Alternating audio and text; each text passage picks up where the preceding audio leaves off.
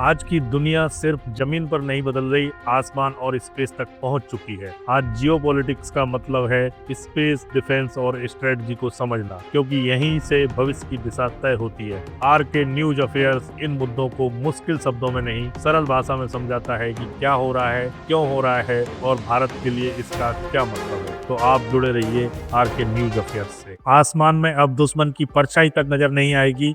भारत ने खोल दिया है उस इनविजिबल हंटर का सीक्रेट ब्लूप्रिंट, जिसे देखकर ड्रैगन कैंप में हलचल मच गई है। तेजस की स्लो प्रोडक्शन अब इतिहास बनने वाली है। 5वीं पीढ़ी के फाइटर जेट्स की फैक्ट्री लगाने का पूरा रोड मैप तैयार हो चुका है। गवर्नमेंट जाइंट अब प्राइवेट प्लेयर्स के साथ कंधे से कंधा मिलाकर मैदान में उतर चुका है। मतलब साफ है, अब गिने चुने नहीं बल्कि रैपिड फायर मोड में निकलेंगे स्वदेशी steel fighter jets. Indian air force को बहुत जल्द मिलने वाला है वो गेम चेंजर वेपन, जो रडार को चकमा देगा और दुश्मन को सोचने का मौका तक नहीं देगा। दोस्तों, दुनिया में जो सबसे बड़ी रेस आसमान में चल रही थी, उसमें भारत ने अब अपना गियर शिफ्ट कर लिया है। जब सबको लग रहा था कि भारत फाइलों और डिलेज में ही उलझा रहेगा, ठीक उसी वक्त 2026 के इस न्यू इंडिया से एक ऐसी खबर सामने आई है जिसने डिफेंस एक्सपर्ट्स के कान खड़े कर दिए हैं। यह खबर किसी आम एयरक्राफ्ट की नहीं, बल्कि भारत के सबसे एम्बिशियस ड्रीम एम का यानी एडवांस मीडियम कॉम्बैट एयरक्राफ्ट की है। लेकिन रुकिए, हेडलाइन सिर्फ ये नहीं है कि विमान बन रहा है। असली ट्विस्ट यह है कि इस विमान को बनाने वाली कंपनी HAL ने एक ऐसा मास्टर स्ट्रोक चलाया है जिसने पूरे प्रोजेक्ट की तस्वीर ही नहीं, उसकी तकदीर भी बदल दी है। अब तक एयरफोर्स के मन में जो सवाल घूम रहे थे, क्या हम टाइम पर डिलीवरी दे पाएंगे, क्या हम चाइना की मैसिव एयरफोर्स के सामने टिक पाएंगे, उन सब का जवाब अब एक ही झटके में सामने आ गया है। इस बार तैयारी सिर्फ प्रोटोटाइप दिखाकर तालियां बटोरने की नहीं, तैयारी है आसमान में made in India steel fighters की बाढ़ लाने की। अब सवाल उठता है, HAL का वो सीक्रेट प्रोडक्शन प्लान आखिर है क्या? प्राइवेट सेक्टर के साथ मिलकर कैसा नया चक्रव्यूह रचा जा रहा है? क्या भारत का एम का सच में चाइना के J-20 को ऑब्सोल्यूट बना सकता है? और सबसे बड़ा सवाल, आखिर कब से यह अदृश्य योद्धा हमारी सीमाओं की निगरानी शुरू करेगा? इन सारे बर्निंग सवालों के जवाब हम आपको इस वीडियो में स्टेप बाय स्टेप देने वाले हैं, इसलिए सीट बेल्ट कस लीजिए, क्योंकि आगे की जानकारी सच में रोंगटे खड़े कर देगी। अब जरा पीछे चलते हैं। अब तक का सबसे बड़ा डर था डिले, यानी कि लेट डिलीवरी। हमने तेजस के केस में देखा, एक शानदार एयरक्राफ्ट होने के बावजूद प्रोडक्शन की स्लो स्पीड ने भारत को सालों पीछे धकेल दिया। लेकिन अब कैलेंडर बदल चुका है, यह 2026 है और अब पुरानी गलतियों को दोहराने का नहीं, बल्कि उन्हें जड़ से खत्म करने का समय है। लेटेस्ट अपडेट ये है कि HAL ने साफ कर दिया है कि एम का प्रोजेक्ट में वो सिर्फ स्पेक्टेटर बनकर नहीं बैठेगा। भले ही इस प्रोजेक्ट के लिए एक SPV यानी स्पेशल पर्पज व्हीकल बनाने की बात हो रही हो, जिसमें प्राइवेट सेक्टर का रोल बड़ा होने वाला है, लेकिन जब बात मास प्रोडक्शन की जाएगी, यानी फैक्ट्री से धड़ाधड़ एयरक्राफ्ट निकलने की, तो वहाँ HAL ही किंग मेकर होगा। HAL का यह मास्टर प्लान सिर्फ इंडस्ट्रियल नहीं बल्कि स्ट्रेटेजिक मूव भी है। मतलब साफ है कि डिजाइन और प्रोटोटाइप चाहे DRDO की लैब बनाए या कोई प्राइवेट पार्टनर, लेकिन जब इंडियन एयरफोर्स को सैकड़ों एयरक्राफ्ट हैंड ओवर करने की बारी आएगी, तब HAL का इंफ्रास्ट्रक्चर ही बैकबोन बनेगा। डिजाइन करना एक चीज है, लेकिन असेंबली लाइन पर हर महीने 10-12 एयरक्राफ्ट तैयार करके एयरफोर्स को देना बिल्कुल अलग लेवल का गेम है, और इसी गेम में HAL ने अपनी स्ट्रॉन्गेस्ट एंट्री कर दी है। HAL का साफ कहना है कि प्रोटोटाइप स्टेज में लीड मिले या ना मिले, एक्चुअल प्रोडक्शन का बड़ा हिस्सा हमारे पास ही रहेगा। यह इतना अहम क्यों है? क्योंकि चाइना के पास पहले से J-20 की बड़ी फ्लीट मौजूद है और पाकिस्तान भी चाइना की शैडो में J-31 और FC-31 जैसे स्टील ड्रीम देख रहा है। ऐसे में भारत अफोर्ड नहीं कर सकता कि प्रोटोटाइप के बाद 8-10 साल फैक्ट्री सेटअप में ही निकाल दे। HAL का यह प्लान इंश्योर करता है कि जैसे ही एमका का डिजाइन फाइनल होगा और पहला टेस्ट होगा, बिना एक भी दिन गवाए प्रोडक्शन लाइन शुरू हो जाएगी। रिसर्च और मैन्युफैक्चरिंग अब अलग अलग नहीं बल्कि पैरेलल मोड में चलेगी, और यही वो स्पीड है जिसकी इंडियन एयरफोर्स को लंबे समय से तलाश थी। यह सिर्फ बयान नहीं है, यह एक प्रॉमिस है कि जब जरूरत होगी हमारे पायलट्स को फॉरेन जेट्स की तरफ नहीं देखना पड़ेगा। अब जरा कहानी के दूसरे एंगल पर नजर डालते हैं, जो हमारे पड़ोसियों की नींद उड़ाने वाला है। एम का कोई मामूली एयरक्राफ्ट नहीं, यह भारत का वो सपना है जो अब रियलिटी के रनवे पर दौड़ने को तैयार है। दुनिया में गिने चुने देश हैं, अमेरिका, रसिया, चाइना, जिनके पास 5th जनरेशन फाइटर टेक्नोलॉजी है। और अब भारत इस एलीट क्लब का दरवाजा जोर से खोलने वाला है। एचएएल के इस मास्टर प्लान में सबसे डेंजरस एलिमेंट है स्केल। चाइना को लगता था कि भारत 1-2 एयरक्राफ्ट तो बना लेगा, लेकिन पूरी स्क्वाड्रन खड़ी करना उसके बस की बात नहीं होगी। इस नई स्ट्रेटजी ने इस गलतफहमी को तोड़ दिया है। एमका की सबसे बड़ी ताकत यही है कि यह दुश्मन के इलाके में घुसकर हमला कर सकता है और दुश्मन को भनक तक नहीं लगेगी। इसकी स्टील टेक्नोलॉजी इसे खास बनाती है।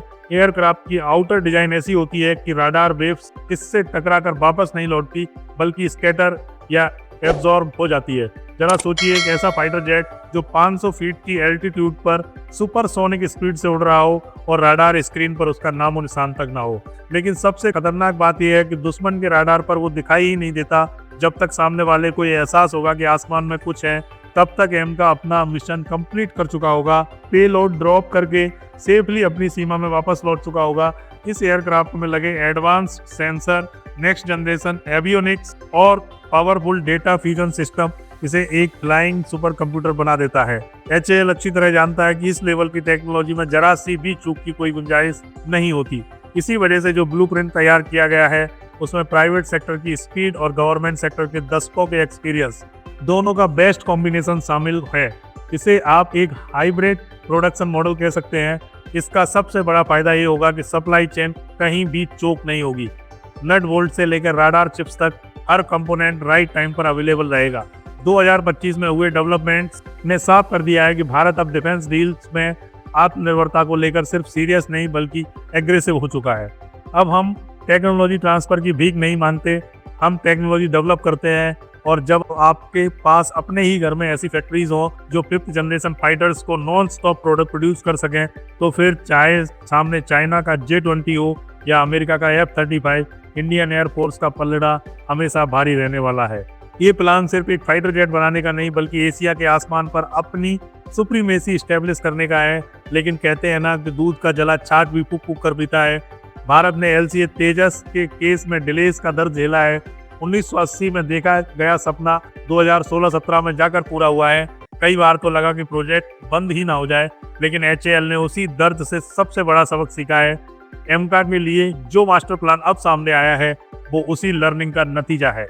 एचएएल ने साफ कर दिया है कि इस बार एक हाथ से डिजाइन और दूसरे हाथ से बिल्डिंग वाली गलती नहीं होगी। इस बार अप्रोच पूरी तरह मॉड्यूलर है।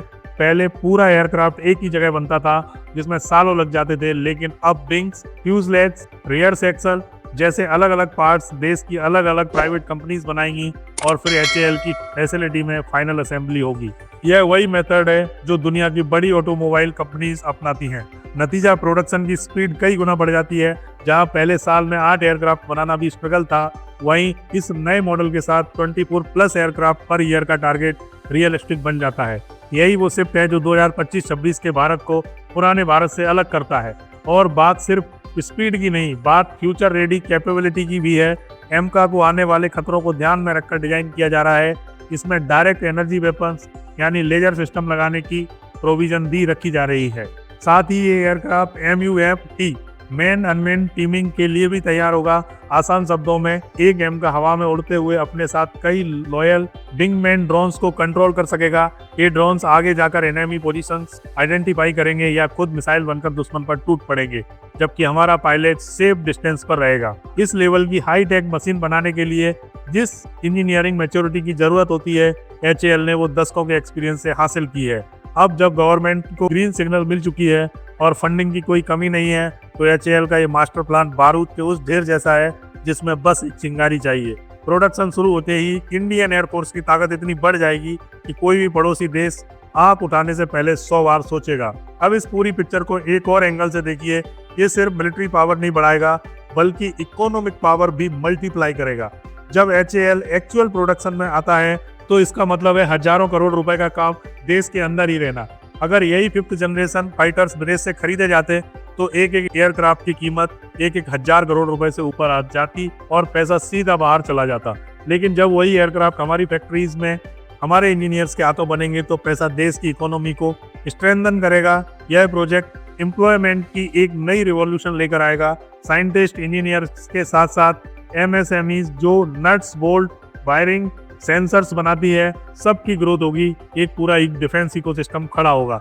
2025 तक हम डिफेंस कॉरिडोर्स में हलचल देख चुके हैं। एमका का प्रोडक्शन शुरू होते ही ये हलचल एक तूफान में बदल जाएगी।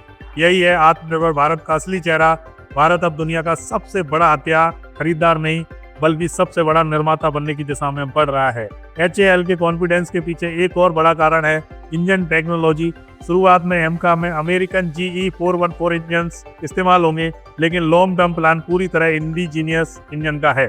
उस पर काम तेजी से चल रहा है। जब एयर फ्रेम और इंजन दोनों हमारे होंगे तब किसी सैंक्शन का डर नहीं रहेगा। हम जब चाहें जितने चाहें एयरक्राफ्ट बना सकेंगे और जिसे चाहें एक्सपोर्ट भी कर सकेंगे।